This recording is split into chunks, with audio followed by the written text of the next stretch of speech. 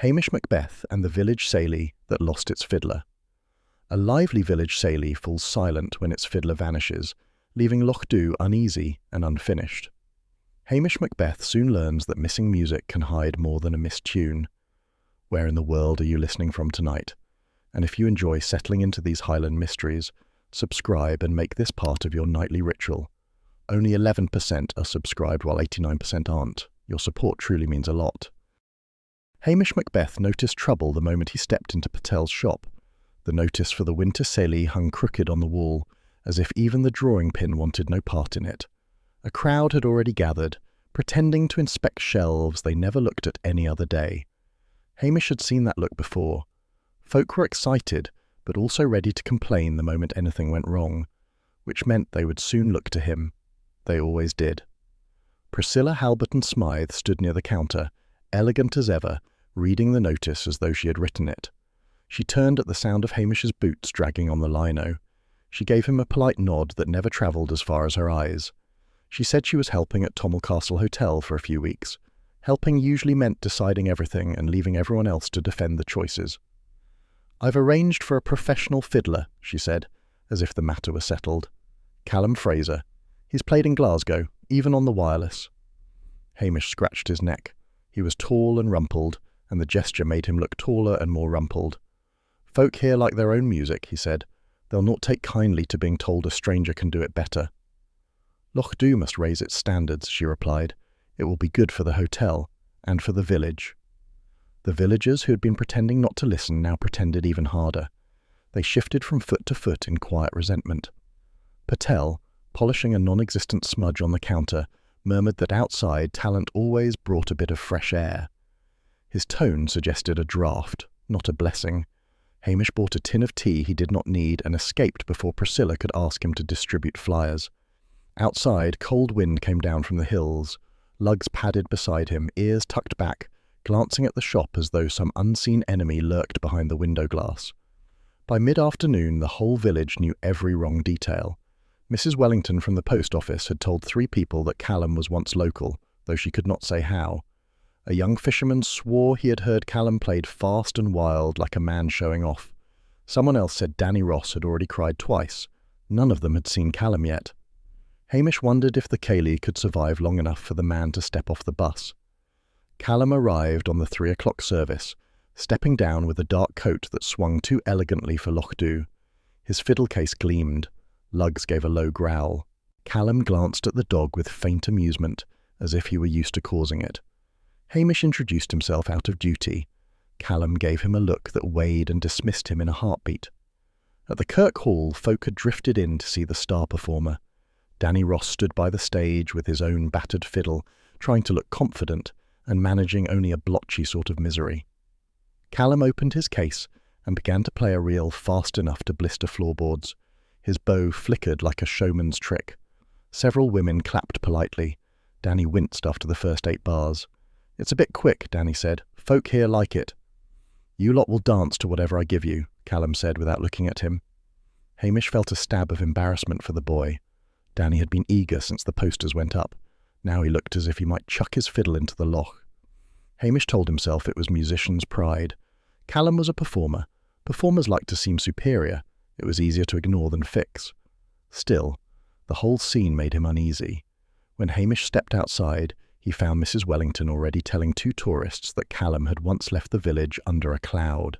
She said it with relish, as if clouds were rare and precious. Patel joined them, announcing that the fiddler had come into his shop asking about old crofts and who quarrelled with whom. "Odd questions for a musician," he said. "Never trust a man who wants old stories too quickly." The gossip travelled faster than Hamish could walk. By the time evening darkened the sky, half the village had decided Callum was trouble. The other half decided he was too grand for them. Between the 2 halves lay a promise ready to snap. The Ceilidh would either lift Loch Dhu's pride or ruin it in front of every visitor within driving distance. No one would blame Priscilla. No one ever did. They would blame Hamish.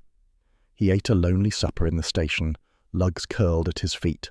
The peat fire was low and temperamental. Hamish stirred it with a poker until sparks spat like insults. He muttered that people wanted the Ceilidh perfect, but were certain it would fail. Lugs thumped his tail once in sympathy, or maybe he wanted food. Hard to tell with a dog. Hamish's phone rang. It was a villager complaining that Callum had been seen near the old crofts again, muttering to himself.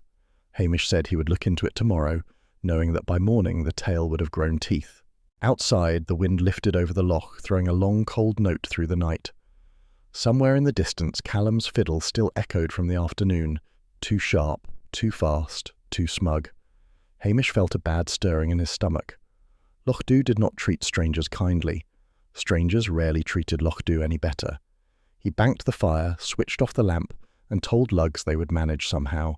Lugs yawned and looked unconvinced. It would not be an easy Ceilidh. Nothing ever was in Loch Dhu. Something was already wrong the moment Hamish walked into the kirk hall that morning. People were arguing in that tight, polite way Loch Dhu folk used when they meant to hurt feelings without being accused of it. The crofters stood near the door complaining about the ticket prices as if the hotel were robbing them. Mrs. Patel was insisting the samosas would add colour, while Mrs. Wellington said the very word sounded foreign and unsettling. The hotel had sent crates of cheap wine instead of the whiskey everyone expected, and Priscilla, looking as neat as an Edinburgh brochure, said it was perfectly adequate. Perfectly adequate usually meant trouble. Hamish wished he had stayed in bed. Lugs trotted at his heel, ears flicking back at every raised voice. Folk stepped aside for the dog, but not for Hamish. Callum Fraser wandered in around 11, fiddle case swinging as though he meant it to hit someone. He gave the chaos a bored look. "A lively wee village," he said. "Folk here still drowning in their own quarrels." It wasn't a joke. His tone held that smirking edge Hamish disliked at once. Mrs. McLean, who had been straightening hymn books for no reason, stiffened. Callum turned to her. "You remember the one who went under by the loch, don't you? Sad that. Bet folk talked for years." Mrs. McLean pressed her lips together. "You should mind your own business," she said. Her voice trembled, and Hamish noticed it, but before he could step in, Callum had sauntered off to bother someone else. Lugs growled under his breath. Hamish almost agreed with him. In Patel's shop later, Callum announced loudly, "Folk love a nasty wee village story. I might write something for the papers. Could make Loch Dhu famous." He said famous as though he meant infamous. Hamish told him it was a daft idea.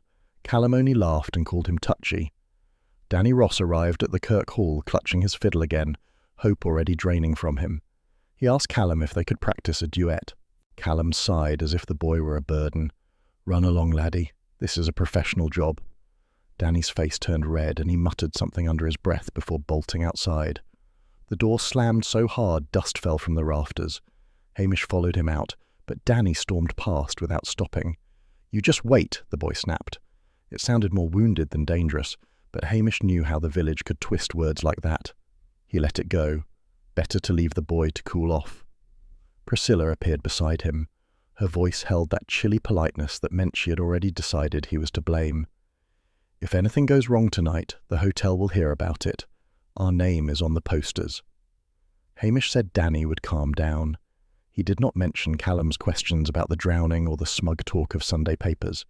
He didn't want Priscilla marching off to create more fuss.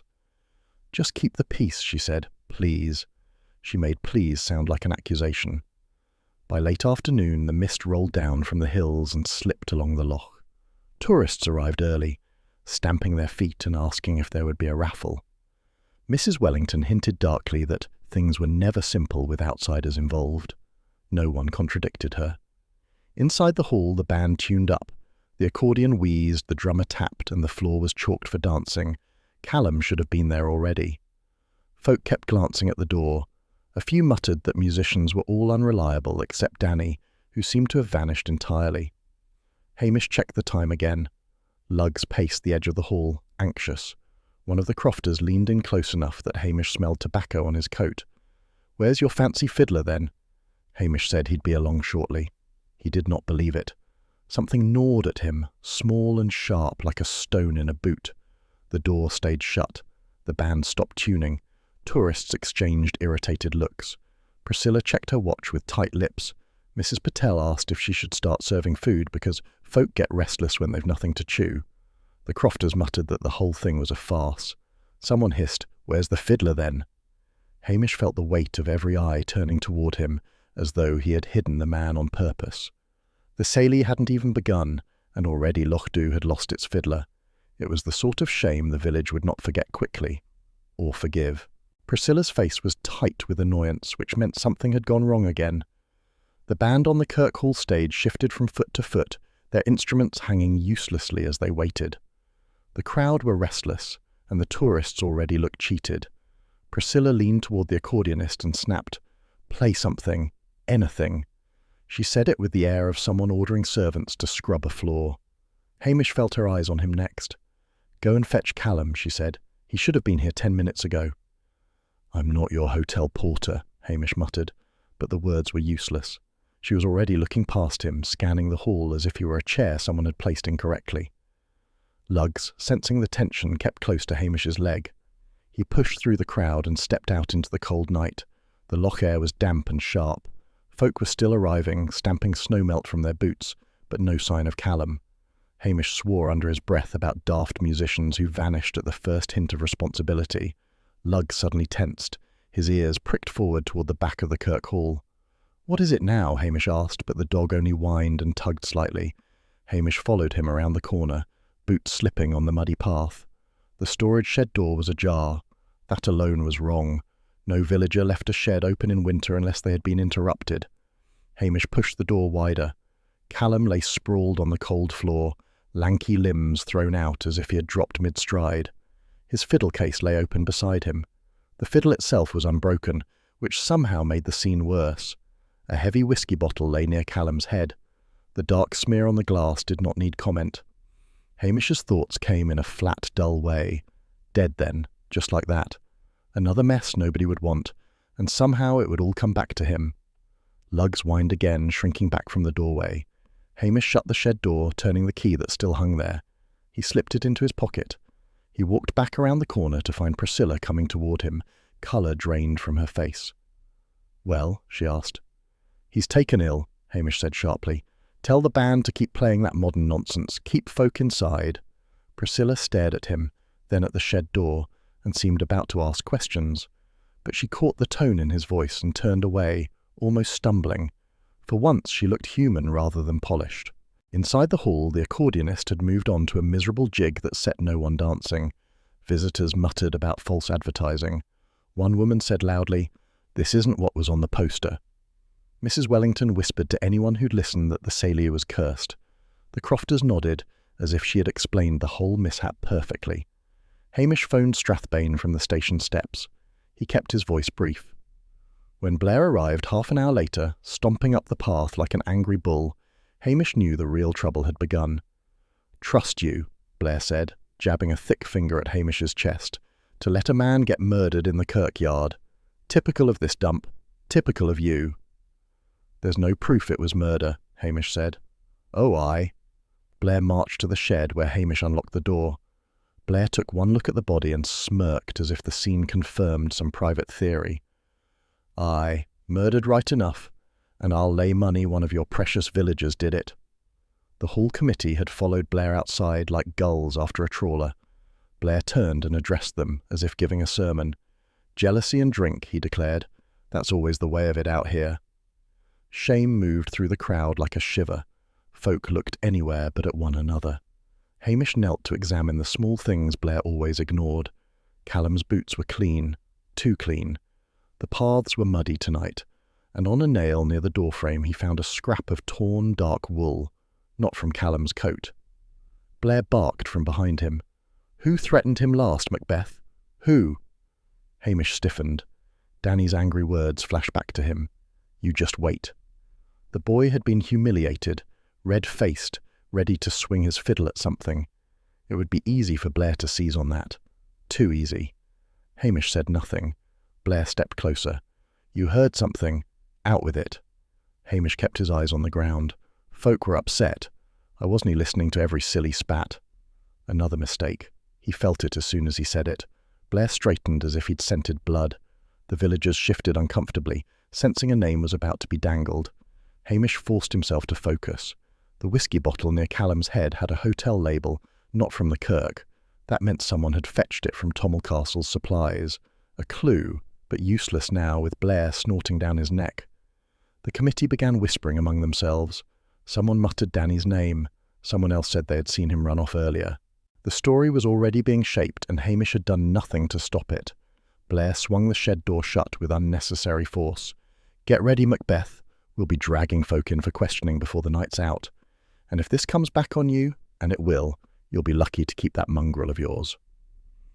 Lugs bristled but stayed silent. The Ceilidh music droned faintly from the hall, sad and uneven. Hamish stood in the cold, feeling the weight of his own silence. He had protected the wrong person by saying nothing, or maybe he had protected no one at all. Either way, the next mess was already forming. Sleet slapped against Hamish's window before he was properly awake, and that was enough to tell him the day had begun badly. By the time he stepped outside with Lugs at his heel, reporters were already scattered around Loch Dhu like gulls fighting over scraps. Blair had arrived early and was striding about the village as if he owned every stone in it. Hamish saw him first in Patel's shop, looming over the counter, voice booming. "A murder at a village Ceilidh," Blair announced. "Exactly what you'd expect from a place like this." He made Loch Dhu sound like a den of lunatics. Patel nodded politely, though his jaw was tight. Mrs. Patel pretended not to hear, which was her way of saying she had heard every word. A crofter in the corner muttered that Blair should mind his own manners, but softly, because Blair never forgot a name. Reporters scribbled eagerly. Hamish felt a sick twist. Once the papers got hold of Blair's words, Loch Dhu would be mocked for months. Blair loved that sort of damage. It made him important. Outside, Blair spotted Hamish and barked, "Where's the lad, Danny Ross? Witnesses say he stormed off last night." Red-faced, threatening words. Hamish kept his voice even. Folk were upset. It was a long night. Blair smirked. "Aye, well, I've got Mrs. Wellington's statement. She heard him say, 'You just wait,' clear as a bell." Mrs. Wellington stood beside him, chest puffed out. She gave Hamish a smug nod as if she'd solved the case herself. "I'm only doing my duty," she said. Duty. She loved the drama. Blair stormed off toward the Ross house, reporters stumbling after him. Hamish followed because it would look worse if he didn't. Danny's parents answered the door, looking as if someone had died twice. Danny stood behind them, shaking. He was only a boy, all elbows and panic. Blair thrust a finger at him. "You threatened the fiddler. Folk..." He had said the wrong words. Again, and the village would pay for it. The trouble began before Hamish had finished his morning tea. The Sunday papers came on the bus, and the tourists snatched them up before the villagers could. Soon every second person on the street was holding a copy folded in that self-important way people held scandal. Hamish saw the headline first over a fisherman's shoulder, "The village Ceilidh that lost its fiddler. Jealous lad kills star player." The print seemed large enough to shout across Scotland. The article underneath called Loch Dhu a place of drink, grudges and primitive dancing. Primitive. Hamish felt his jaw tighten. Villagers nearby shifted uneasily, pretending the words didn't sting. Someone muttered, "That policeman of ours should have stopped this becoming a spectacle." Another said, "Always the same when outsiders come in." They didn't look at Hamish directly. They didn't need to. Their silence felt pointed enough. Patel stood in his shop doorway, shaking his head at the paper. "Bad for business," he said when Hamish passed. "Folk don't like a village with a body in the yard." Mrs. Patel poked her head out to add, "We've had 3 returns of postcards already. People don't want reminders." She vanished inside again, as if she'd said something embarrassing. By mid-morning, Priscilla marched across the square, coat swinging sharply. "We've had cancellations," she said. 3 bookings gone before noon. They don't want to be mixed up in anything nasty." She said nasty as though Hamish had personally smeared dirt on her hotel carpets. "My father says Strathbane may need to reconsider who is posted here." Hamish kept his face blank. A remark wouldn't help. Lugs pressed against his leg, sensing the stiffness in the air. It was then that Mrs. McLean shuffled up, looking around as if checking whether anyone watched her speak to him. "I saw that fiddler talking to a stranger earlier in the week," she said quietly. "Well-dressed man. English. I didn't like the look of him. They were arguing by the loch." Hamish nodded, already half convinced by Blair's neat story about jealousy and temper. A stranger by the loch sounded like gossip's idea of a villain. Still, he tucked it away. It might matter, though probably not. People argued by the loch all the time, and half of them were English tourists. Inside the Kirk Hall, the committee had gathered to pick apart the remains of the Ceilidh. The atmosphere was sourer than old milk. One crofter pointed at Priscilla. If she hadn't brought that fancy fiddler, Another cut in. If Macbeth had watched that Ross boy, none of this would have happened. They spoke as if Hamish weren't sitting 3 feet away. Hamish kept his expression dull and steady. "The boy denies it," he said, which earned him a fresh round of muttering. "Oh, he always backs the wrong folk," someone hissed. "Soft. Too soft." Priscilla lifted her chin. "Some of us tried to make this a proper event. Some of us tried to raise the village's profile." Her voice was cold enough to crack. "That's what caused the trouble," Mrs. Wellington snapped. "Raising profiles." The bickering circled on itself, sour and pointless. Hamish watched them with the weary calm of a man watching sheep argue. None of them wanted truth. They wanted someone to carry the shame so they didn't have to. Lugs whined when the voices rose. Hamish scratched the dog behind the ear, earning a brief thump of tail. Folk saw the gesture and probably thought him sentimental. They always mistook practicality for softness. When the meeting broke up, no one thanked him for coming. They filed past as if he were a piece of unwanted furniture. Outside, the sleet had turned to a wet, miserable drizzle. Hamish pulled up his collar. He felt the weight of their anger hanging in the air. It clung like a bad smell. He trudged back to the station. He told himself Blair was likely right after all, that Danny's temper and humiliation had boiled over. The story was tidy, and tidy stories please Strathbane.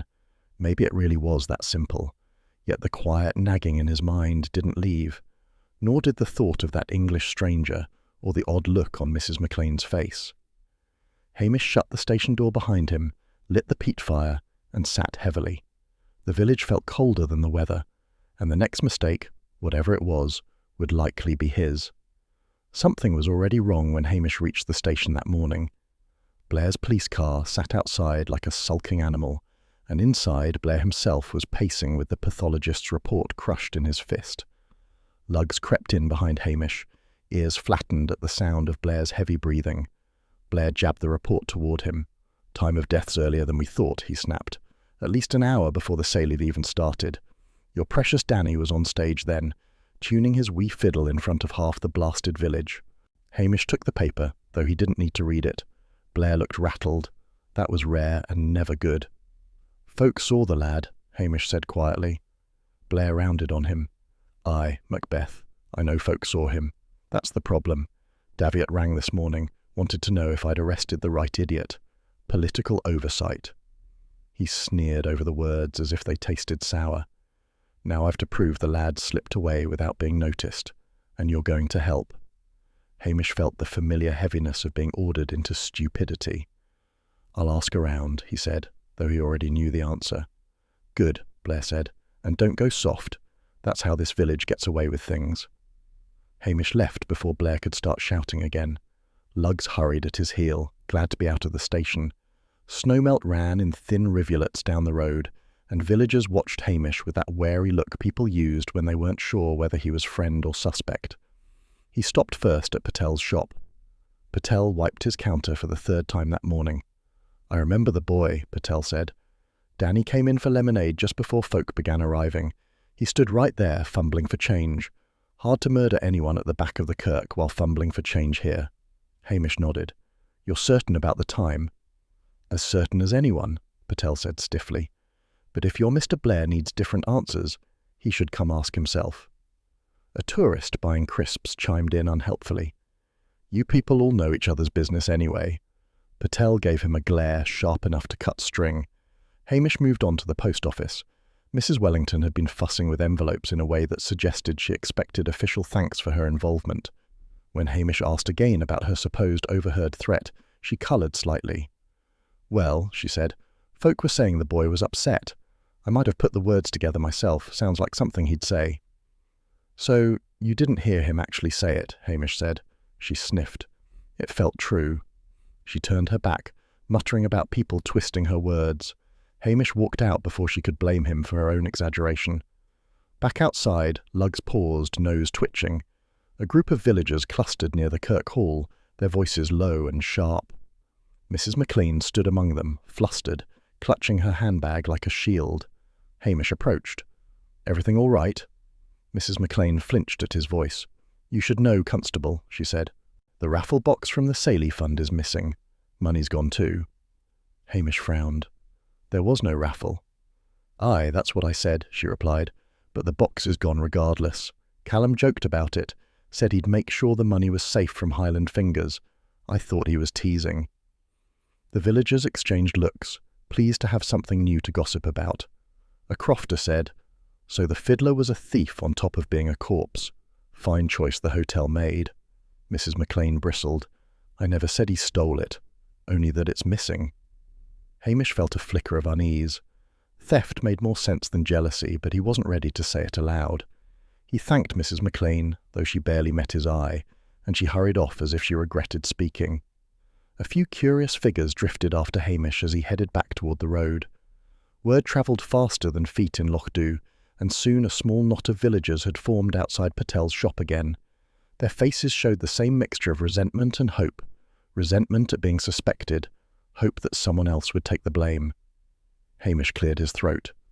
It may not be the boy at all. He regretted the words instantly. He saw the change ripple through them. One man stepped forward. "If it's not the lad, then you're saying it's one of us." "I didn't say that," Hamish replied. Another woman snapped. "You're supposed to know these things, Constable. If it wasn't outsiders and wasn't the boy, who's left?" More faces turned toward him, suspicious now. The anger that had been neatly pointed at Danny began to spread like spilled ink. Hamish cursed himself silently. He had meant to calm them, and instead he had given gossip room to grow teeth. A crofter said, "Always the same. Macbeth protects someone, then the rest of us suffer for it." The others nodded. Even Patel's expression had cooled. Lugs moved closer, sensing the rising tension. Hamish touched the dog's head, an unconscious gesture that did nothing to ease the crowd's mood. "It's early days," Hamish said. "Let me do my job." "That's what we're afraid of," someone muttered. The group dispersed slowly, each person carrying their own version of what he had said. None of those versions would be kind. By the time Hamish reached the station again, the sky had darkened, though the hour was still early. Blair would demand answers soon, and the village had already decided half of them. Hamish hung up his wet coat and sat heavily, lugs settling at his feet. The report lay open on the desk, its cold certainty mocking Blair's theories, and possibly Hamish's as well. Nothing felt simple anymore, and the next wrong step would be his to make. Hamish knew the night would go wrong the moment he stepped into the Kirk Hall. The place smelled of damp coats and nervous pride. Someone had hung a paper sign reading a wee healing dance, as if a scrap of ink could mend a village still whispering about murder. The accordionist was warming up, though even he sounded reluctant, the wheeze of his bellows more like a complaint than music. Hamish lingered near the wall with a cup of weak tea that tasted of metal. Lugs crawled under a chair and stayed flat to the floor, ears flicking every time a voice rose a little too sharply. Folk were eyeing the padlocked shed door through the windows as if Callum's ghost might kick it open at any moment. A group of crofters murmured near the refreshments table. "We can't let murder take our music," one said. Another replied, "Aye, but this feels cursed." Their eyes slid toward Hamish. He pretended not to notice. Priscilla stood by the entrance, rigid and elegant, as though the whole idea offended her sense of order. She refused every offer to dance, which meant she was listening. She overheard two crofters muttering that the hotel had brought this shame upon the village with its high-class nonsense. She approached Hamish with that carved politeness of hers. "So now it's my fault as well as yours," she said. Hamish shrugged. "Folk will blame whoever's nearest." "I noticed," she replied, and returned to her sentinel post. The accordionist started another reel. A few brave souls shuffled to the floor, moving as if afraid the boards might crack. Most stayed back, leaning into gossip. Gossip had more rhythm tonight than the music. Hamish was stirring sugar into his tea when Danny's mother came up beside him. She looked around first, checking who might overhear. "I should tell someone," she whispered. "Callum gave me a note, said he had a private matter to discuss with me, about my husband's old accident on the Strathbane Road." Hamish stilled. "What sort of private matter?" "He didn't say, but he hinted he could make trouble or stop it, depending." Her eyes darted about. "I burned the note. I didn't want anyone thinking, well," she trailed off, "blackmail then, or something like it." Hamish wanted to ask more, but she had already stepped away, smoothing her skirt as if to rub the confession off her hands. A loud voice broke across the hall. Someone was shouting at the accordionist to play something cheerful for once. The man snapped back that he wasn't a performing monkey, and the crofters laughed too loudly. That brittle, waiting-for-a-fight laughter. Lugs whimpered again. Hamish scanned the crowd and saw Mrs. McLean arguing with the school headmistress near the far wall. Their voices were sharp and low, like birds pecking at each other. Mrs. McLean's face was pale. The headmistress looked annoyed rather than shaken. Mrs. McLean soon fled the hall altogether, clutching her coat like a shield. Hamish let the reel finish, then slipped outside. The night air smelled of cold peat smoke, a sour comfort. He found Mrs. McLean halfway down the road, walking as if chased by her own nerves. "Mrs. McLean," Hamish called. She froze. Her posture was stiff as a fence post. He stopped a few paces away. "Did Callum threaten you about that drowning you mentioned?" She rounded on him, eyes blazing with something brittle. "Mind your own business, constable." Before he could reply, she slammed her door behind her. The sound echoed far too loudly for such a small cottage. Hamish walked back to the hall. The music had resumed, slow and unsure. Couples shuffled in circles like people practicing at home, not daring real steps. Every face wore strain. Every whisper carried accusation or fear of it. The so-called healing dance had healed nothing. It had only given the villagers more time together to wound each other with quiet suspicion. Hamish stood outside the hall a long moment, watching his breath in the cold air, lugs pressing against his leg. He had a dozen scraps of information now: burned notes, vanished money, strangers by the loch, nervous arguments, but none of it pointed anywhere clear. Inside, the accordion hit a wrong note. Someone groaned. Someone else snorted. "Says it all, doesn't it?" Hamish couldn't argue. He walked toward the station, feeling the village tightening around him like a net he hadn't seen thrown. Hamish knew he was already in the wrong the moment he stepped into the little bed and breakfast parlour. Something in the air felt off. Too quiet, too expectant. Lugs stuck close to his leg, ears twitching. The English stranger, a thin, beige-looking man called Howard, rose awkwardly from a chair and held out a notebook as if it were a shield. "I keep sightings," Howard said. "Birds. Nothing to do with your murder."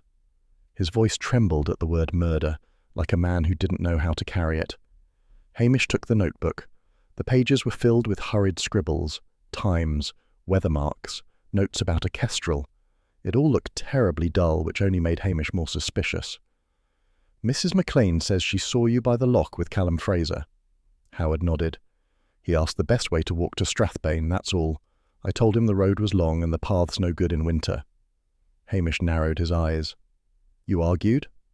Howard blinked, flustered. "No. He laughed at me for carrying binoculars. Said bird-watchers were odd folk. But that was it." Hamish wanted to believe it, but the explanation was too neat, too boring. He needed something simple that didn't tear the village apart. The outsider made perfect sense. Outsiders always did. "You were the last to see him alive," Hamish said. The words felt good, firm. He wanted firm. "You should come with me." Howard paled. "Am I under arrest?" "Not yet," Hamish said, which only made the man look worse.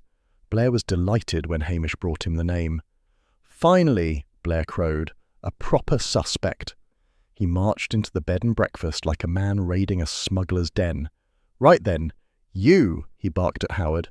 "What were you doing sniffing around the dead man?"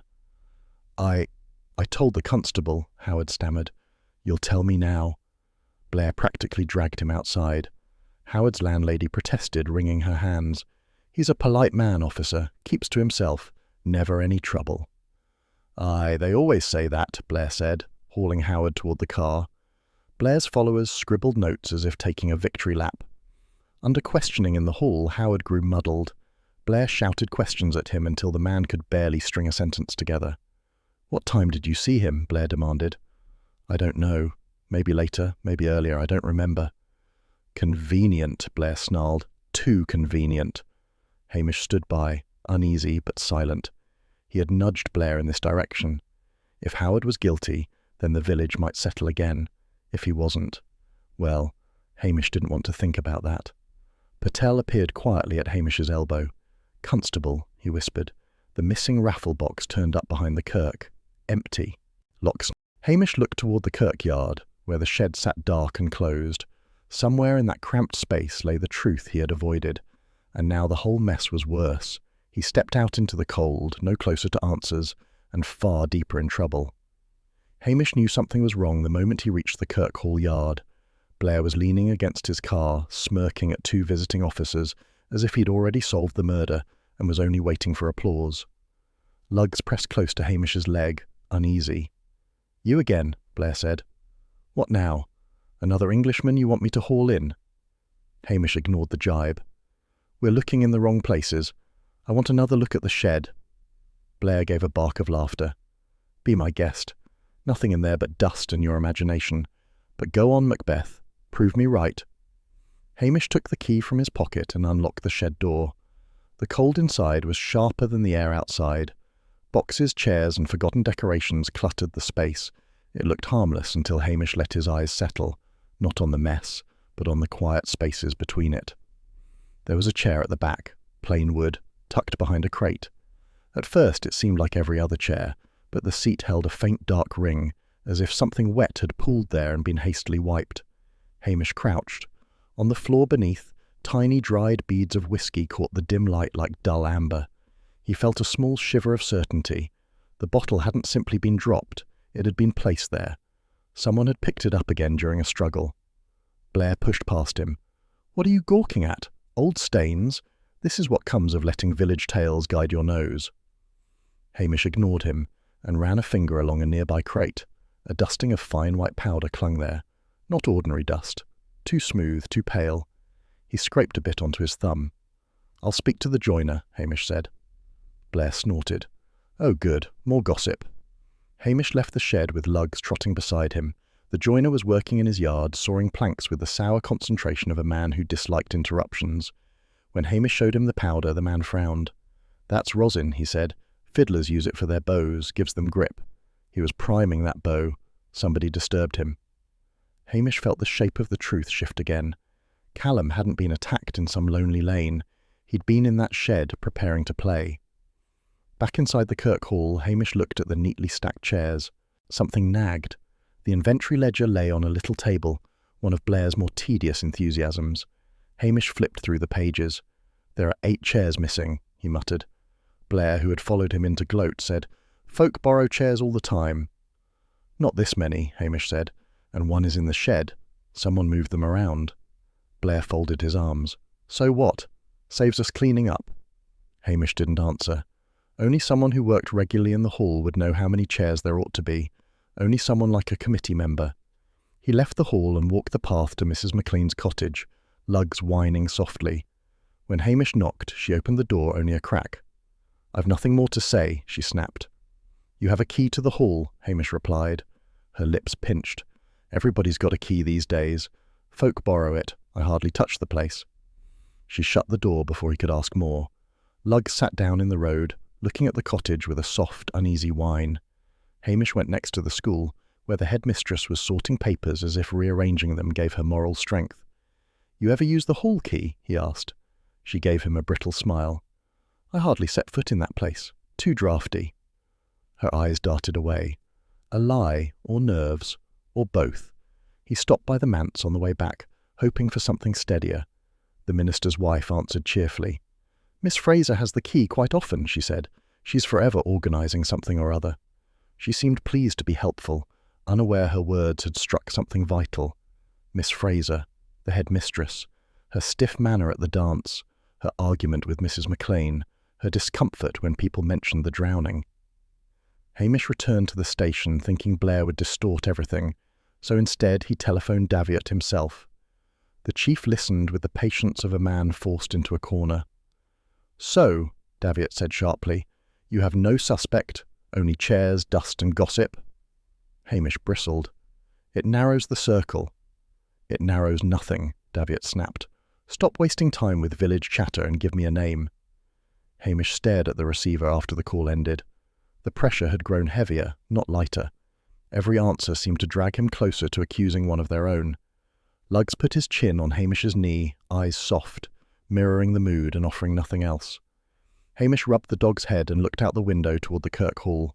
The shed sat silent, the missing chairs unaccounted for, the rosin dust still clinging to his thumb. The truth was tightening, but not in any way he could safely name. And Lochdu was waiting, ready to break apart if he pointed at the wrong person again. Hamish knew it was already going wrong when he stepped into the Kirk Hall. The air felt tight, as if the walls themselves disapproved of what was about to happen. The Ceilidh committee sat in a crooked circle of chairs, each person gripping their papers like weapons. Lugg settled at Hamish's feet with a sigh, though his ears flicked at every scrape of a chair leg. Priscilla stood at the front, immaculate and cold. "We must decide how to address the press," she began, "and whether village events can continue under these circumstances." It took only 3 seconds for the room to erupt. Mrs. McLean shot to her feet. "If your hotel hadn't dragged that menace in from outside—" Priscilla lifted an eyebrow. "My hotel did not kill anyone." The headmistress leaned forward, lips tight.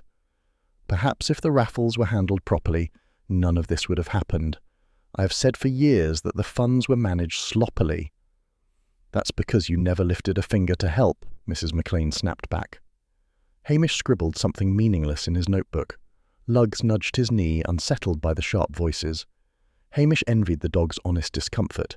Humans dressed their unease in petty speeches. A crofter shouted, "What about the newspapers calling us savages? Who let that happen?" Another answered, "Ask the police. Macbeth spends more time talking than solving." Hamish kept his face still. He had survived worse. Under the rising noise he made a choice, a poor one, but a choice. He stood. "The raffle box was found empty," he said, flat as a stone dropped in water. "Someone opened it after Callum died." The hall went silent long enough for Luggs to shift his paws. Then the uproar began. "Thieves now, is it?" a crofter roared. "Who'd stoop that low?"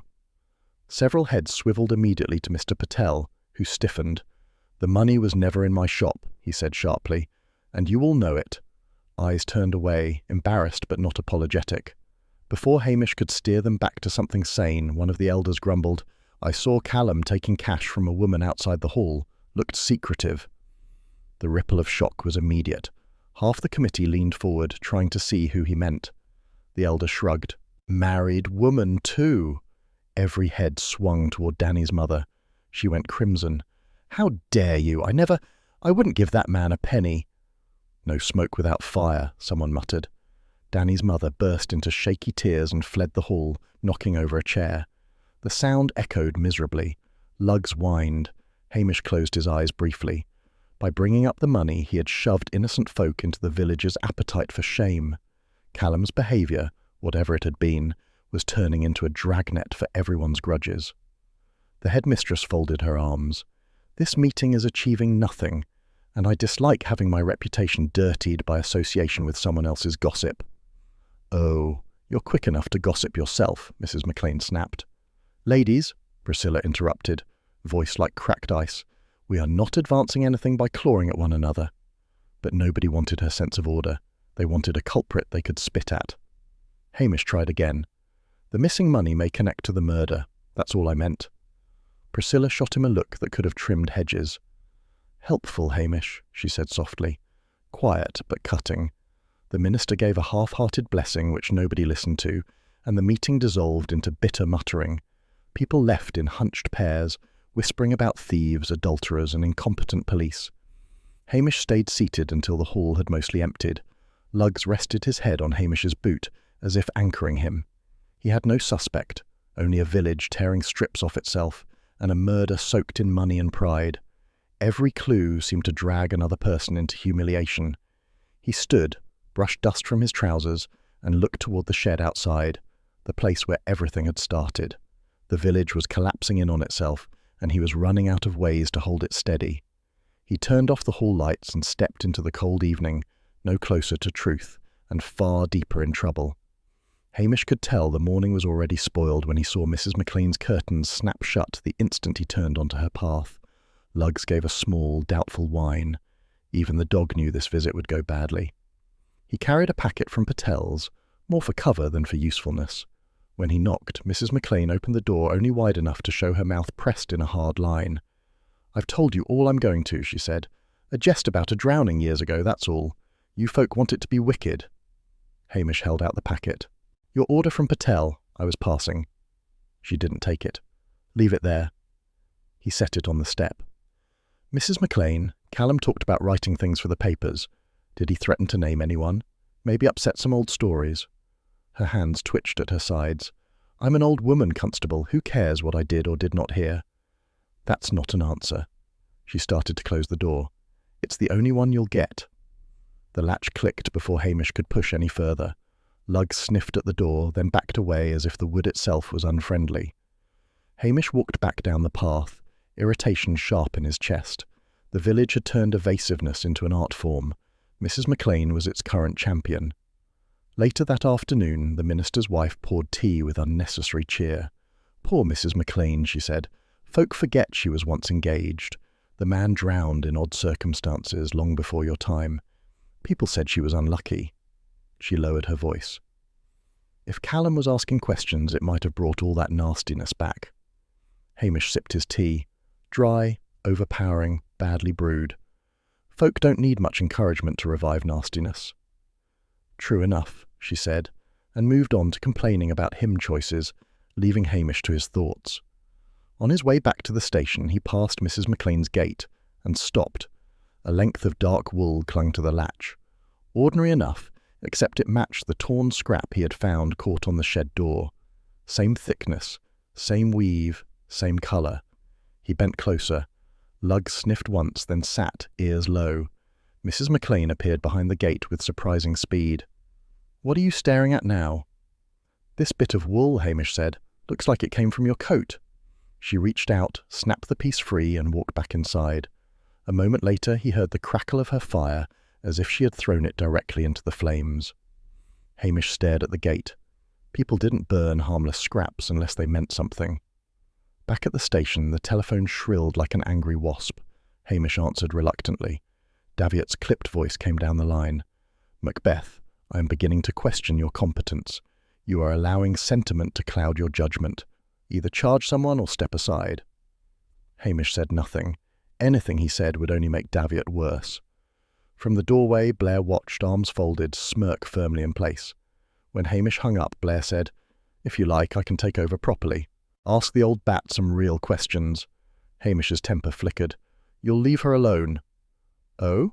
Protecting her now, are you? Blair drawled. Thought you might. You always go soft on the village women. Hamish turned away before he said something he'd regret. Lugs pressed gently against his leg, sensing the spike of tension. The truth was simple. Mrs. McLean knew more than she would tell. The wool on the gate proved she had been near the shed, or near something connected to it. But forcing her into a confession would destroy her. The village would pounce on her shame and tear her apart for sport. Hamish wasn't ready to hand her to Blair. Not yet. Maybe not ever. He stood at the window, watching the light fade over Loch Dhu. The case was sliding into deeper shadows, and his grip on the village's trust, thin as it was slipping with it. Something had happened in that shed. Something tied to old grief, new money, and the quiet violence of gossip. And now the only person who might tell him the truth had shut her door, burned the evidence, and dared him to make her speak. Hamish exhaled slowly. Another wrong move and the whole place would turn on him. Hamish knew he was making a mistake before he even knocked on the manse door. The whole thing felt wrong, but pressure had a way of turning poor ideas into necessary ones. Blair stood beside him, smug as a bull before a fight. The minister hovered behind them, already wringing his hands. Lugs pressed against Hamish's leg, ears angled back. Danny's mother arrived shortly after, pale and stiff, clearly summoned without being told why. When she saw Blair waiting, she flinched. Hamish forced himself to speak. We're wanting to clear up a few matters about Callum Fraser. Best to do it with the minister present. Blair snorted. Aye, give the lad's mother a bit of holy comfort before we get to the truth. The minister winced. Danny's mother drew herself up. Say what you've come to say. Hamish tried for steady, factual. You had words with Callum the night he died. Aye, I did, she replied. I told you that already. Blair stepped forward, wolfish. Words? Or money? You paying him to keep quiet about your husband's past? Her mouth fell open. What? No! You were alone with him, Blair pushed. Plenty of chances to shut him up proper. I gave him nothing, she shouted, voice cracking. He said he'd tell the world my man was a coward. I told him to go to hell and went back inside. People saw me. She looked at Hamish, betrayed. I told you as much. Hamish's stomach tightened. The explanation he'd built up, clumsy, convenient, was slipping apart under her fear and fury. Blair jabbed a finger toward her. "You were angry enough. Maybe you grabbed something." "Enough," the minister said weakly. But Blair wasn't stopping. Threaten a woman's family, she might strike back. Natural reaction. "I never touched him," she cried. "Ask anyone who was serving tea. Ask—" A neighbour pushed through the doorway. "I saw her," the woman said firmly. "She was inside the hall at the time you're talking about, pouring tea and shouting at nobody to mind her sleeves." She looked at Blair with disdain. "Half of us heard her." Silence landed with a thud. Blair turned, glaring at Hamish. "You and your soft village notions. Dragging a decent woman through muck because you can't think straight." Hamish felt the blow. He deserved it. Too much pressure, too little sense. He had reached for the easiest answer, and it had shattered in his hands. Danny's mother covered her face and wept. Villagers lingering in the hall whispered, some sympathetic, others pleased to have something new to gnaw on.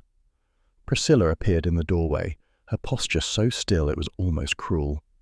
"You, of all people," she said quietly to Hamish, "should know better than to humiliate someone on guesswork." He couldn't look at her. Lugs pressed against his knee again, mirroring the shame that clung to the room. In the midst of the murmuring, a young girl tugged at Hamish's sleeve. "I saw Miss Fraser," she whispered. "The headmistress. She was wiping something off a chair in the storeroom that night." Hamish blinked. When was this?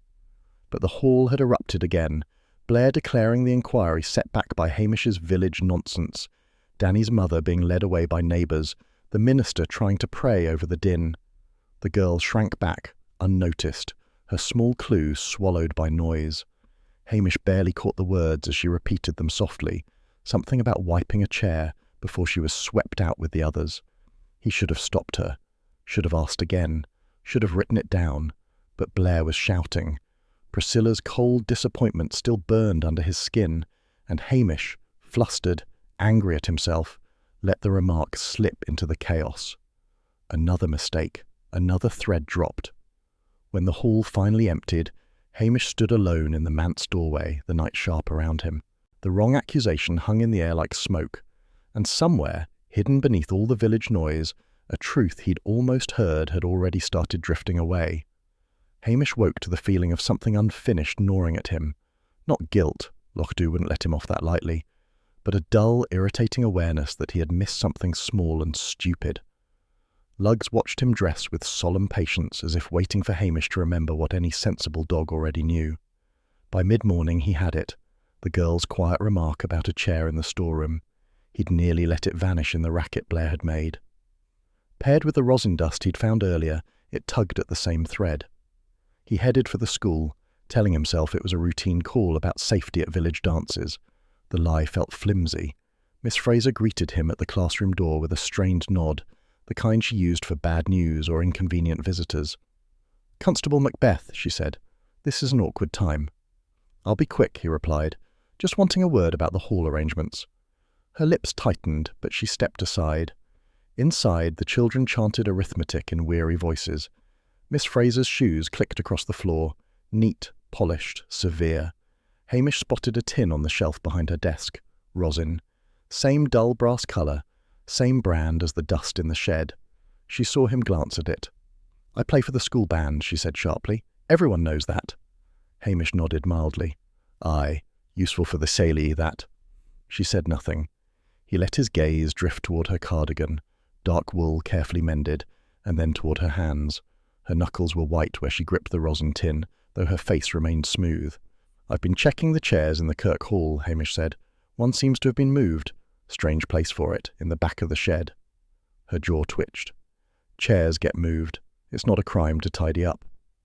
"No," Hamish said. "But folk usually put them back." "Then perhaps your folk should be more grateful someone bothers tidying at all." The children stopped chanting for a moment, startled, then resumed with renewed effort. Hamish kept his tone mild. Callum was asking a lot of questions about old drownings, old scandals. Miss Fraser's nostrils flared. "Some things," she said, crisp as broken glass, "are better left buried. Children don't need every sordid tale dragged out for a cheap article." Hamish met her eye. She looked away first. Outside, Lugs sniffed the frosty air and sneezed, unimpressed with the school's moral atmosphere. Hamish walked him to the manse. The minister's wife was wiping flour from her hands when she answered the door. "Oh, Miss Fraser," she said at once before Hamish asked anything. "Poor soul. Cousin to that drowned boy, you know. Years ago now. Folk were cruel about it at the time, and that fiddler, Callum, was laughing about bringing it up again. Said he'd make a proper story of it." "Did he now?" Hamish said quietly. She nodded, eager to share the gossip. "Oh, yes. Told half the village he'd put it in the papers. Some have no decency." Hamish left before she could say more, though she looked disappointed at losing an audience. He walked Lugs back to the Kirk Hall, where he had arranged a little practice evening for future events. It was nothing of the kind. A few villagers milled around, fiddling with tablecloths and muttering about drafts. Hamish had invited Miss Fraser specifically, insisting they needed her fiddle to test the acoustics. She had arrived with reluctance and an expression that suggested dust offended her personally. Hamish watched her as they set up chairs. She handled most of them briskly, straightening, adjusting, aligning as if cleanliness depended on it. But when she reached one chair near the back, she stopped. Barely perceptible, but she hesitated. Then she shifted it with only her fingertips, as though the wood carried something unpleasant. Lugs, lying under a trestle table, raised his head and fixed her with a steady look. Not a growl, just watchfulness. The kind he used when something in the room felt wrong. Hamish stored the moment away. Miss Fraser was exact in her habits, exact in her emotions too, hiding them under crisp discipline. And tonight she had flickered, only for a second but real. He called the small gathering to a close and thanked everyone, his politeness automatic. Miss Fraser left without meeting his eye. Outside, the air held a hint of loch damp, enough to sting the nose. Hamish rested a hand on Lugs's head. "Well, boy," he murmured, "we're not there yet, but we're closer." Lugs leaned against him, quiet and uncertain. Hamish stared toward the school windows where Miss Fraser's silhouette passed once, then vanished. No proof, no confession, only rosin dust, moved chairs, old shame, and one woman who hated the thought of her past dragged through Loch Dubh's unforgiving gossip. Not certainty, just suspicion. But it was the first time in days he felt the pieces shift in a way that made sense. He turned toward the station, uneasy but moving all the same, the night drawing close around him and the truth somewhere inside it. Hamish felt the tension before he even stepped into the hall. The so-called practice evening had drawn only half the names on the list, enough to make the place look occupied, but not enough to disguise the strain. Parents whispered behind hands, committee members sat in stiff rows, and Miss Fraser tuned her fiddle with tight, exact movements. Lugs settled under a chair near the wall, head resting on his paws, eyes sharp. Hamish pretended boredom, leaning against the wall as though nothing mattered. In truth, his nerves were prickling. He had placed the particular chair from the storeroom, the one with the faint stain, right at the front of the hall. When everyone finally settled, Miss Fraser walked toward the row. She paused just for a heartbeat when she reached the marked chair. Then she moved past it and sat primly in another. "That one's a bit wobbly," she said. Hamish crossed the room, quiet but deliberate. "You mean the leg you scrubbed the whiskey off?" The hum of the room cut out at once. Even the accordionist stopped fiddling with his strap. Miss Fraser's face drained of colour. "This is absurd," she said, forcing a laugh that had no warmth at all. "Chairs get knocked about. Anyone could have—" Hamish spoke in a plain voice, not loud, but somehow carrying to every corner. "You had the key. Often. Folk said so. And your cousin was the drowned man Callum asked about. Callum liked to mock folk. He mocked you. He told the minister's wife he'd drag out the story again. Put it in print." A stir ran through the hall. Hamish continued. "There was rosin on the crate. You play fiddle. You were in that shed. And the chair was moved. A chair you can't look at." Miss Fraser's bow slipped from her fingers. She sat very straight, then sagged. "I only meant to talk to him," she said, each word thin as frost. "To tell him to leave it alone. The village was cruel when my cousin died. Children repeated things they didn't understand. I wouldn't have it happen again." Hamish waited. He felt no triumph, only a tired sort of certainty. Miss Fraser swallowed. "He laughed at me, said he'd paint the boy as a coward, said I fussed over graves like a madwoman." Her composure cracked. I reached for the bottle to stop him waving it about. He jerked back, slipped, hit the floor. It was an accident. An awful accident. Silence held, thick and judgmental. Lochdu loved a scandal almost as much as it feared one. The hall door banged open and Blair strode in with the swagger of a man invited late to his own celebration. "Right," he barked. "I heard we've something worth hearing." Miss Fraser looked at him with a restrained fury that made even Blair hesitate. Hamish spoke quietly. "She's explained what happened." Blair rounded on Miss Fraser, recovering his bluster. "You'll repeat all that at the station." She rose, dignity returning like armour. "I will tell the truth," she said. "What's left of it." Villagers shifted in their chairs, uncomfortable. They had expected greed, jealousy, drunken rage, something familiar and mean. What they saw instead was a respectable woman undone by the threat of old gossip. Blair grabbed her elbow more roughly than needed. She pulled it free with a glare that would have silenced a stronger man than him. As they left the hall, Hamish felt no relief, only the weight of what pride and shame could do in a small place. Lugg stood and pressed against his leg as if steadying him. The hall emptied in uneasy murmurs. People avoided one another's eyes. Respectability had cracked open, and underneath it, the truth looked far too much like themselves. Hamish picked up the chair, running a thumb over the faint mark on the leg. A tune too many, he thought, a jest too sharp, and a life cracked open under the pressure of village eyes. He set the chair down again, the hollow thud echoing through the hall. Nothing about this felt finished. Winter had settled wrong over Lochdu. Not fierce, not dramatic, just a slow tightening of cold that made people talk less and look away more. Hamish noticed it the moment he stepped out of the station that morning and saw Patel sweeping his step without his usual nod. Folk were avoiding him. That was always a sign the village had decided to rewrite events in its own favour. By midday he heard the first trimmed version. Two crofters outside the post office muttered that Miss Fraser had been set off balance by the boy, as though Callum had somehow killed himself by being inconvenient. When Hamish passed, they lowered their voices in a show of respect that fooled no one. He did not correct them. They would only twist it again.